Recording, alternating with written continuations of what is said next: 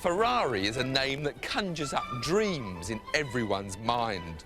To me, they're bright red Grand Prix cars winning world championships. To Jeremy, they're seductive beauties to catch the eye of the opposite sex.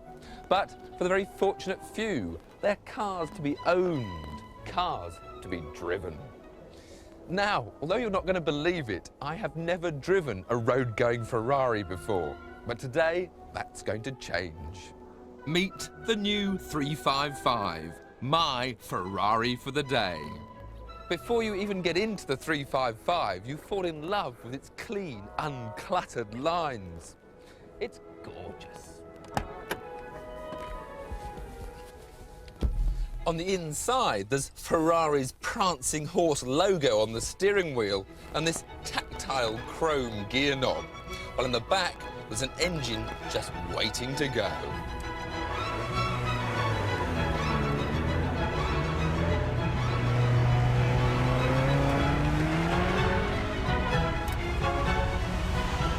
First impressions behind the wheel confirm the racing heritage of Ferrari. The beauty of the stark simplicity of the instrument layout that's enhanced by this two-tone interior. The power-assisted brakes and steering are very light. This is not a supercar that needs super muscles. The driving position is traditionally Italian.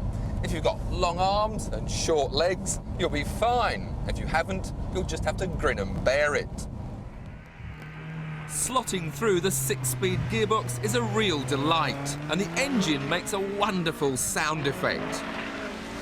Glorious, especially at the 8,500 RPM rev limit. The sad thing is that you can only reach it in first gear, because in second you'd be doing an illegal 80 miles an hour. Into town for a quick road test of, well, the image. Time for a coffee, Italian of course, and time to admire the scenery. While the scenery admires the Ferrari. Clarkson does have a point. Anyway, there's enough room in the front for an overnight bag and a little light shopping. While in the back, the Ferrari engineers prove that beauty isn't just skin deep. 5 valves per cylinder, plus a myriad of other developments, including lightweight pistons and titanium conrods that have pushed the power output up to 380 horsepower. Enough of this posing. Let's go and use some of that power.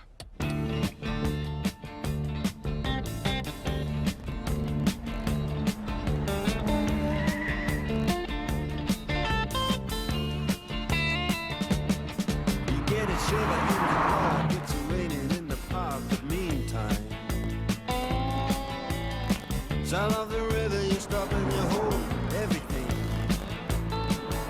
Winding through these country lanes, you can constantly marvel at the poise and balance of the 355. Even at these moderate speeds, the Ferrari is a real driver's car, providing all that feedback and satisfaction that you wish for. It's fitted with electronically controlled dampers that constantly vary their stiffness as the attitude of the car is monitored.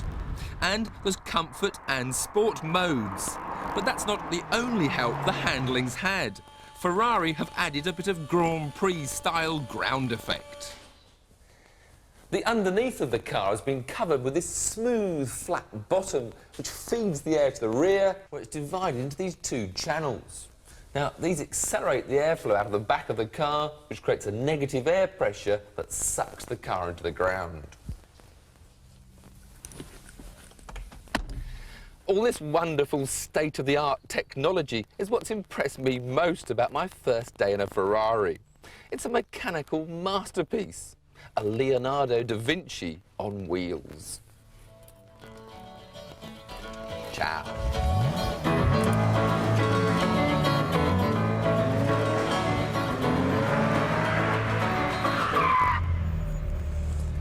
You didn't think I wasn't going to, did you?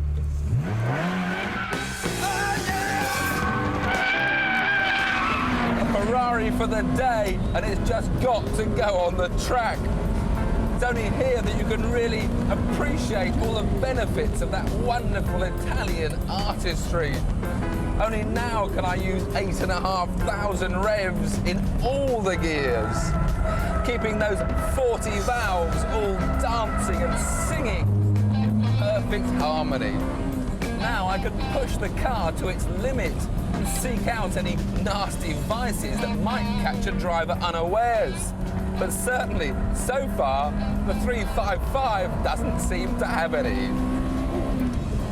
It just handles beautifully.